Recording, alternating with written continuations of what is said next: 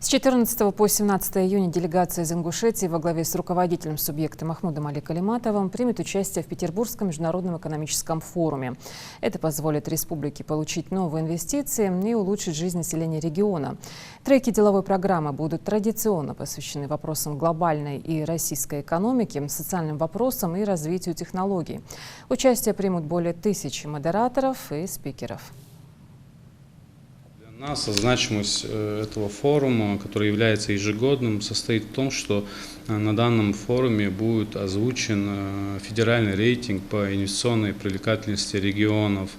В прошлом году об этом было объявлено официально. Глава Российской Федерации, президент Российской Федерации Владимир Владимирович Путин отметил достижения нашего субъекта в улучшении инвестиционного рейтинга на 24 позиции.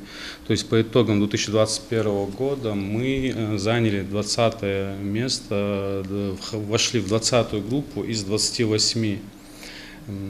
Задача именно, которая была поставлена уже по достижению показателей за 2022 год, это как минимум ту позицию, которую мы заняли, удержать. Но мы надеемся, что мы займем позицию намного лучше. Почему? Потому что большая работа сделана уже по итогам прошлого форума. Глава Республики Ингушетия Махмуд Али Макшарипович Калиматов поставил задачу не сбавлять темпы в условиях санкционного давления. Был создан оперативный штаб по поддержке бизнесу. Были приняты нормативно-правовые акты, которые улучшают позиции бизнеса.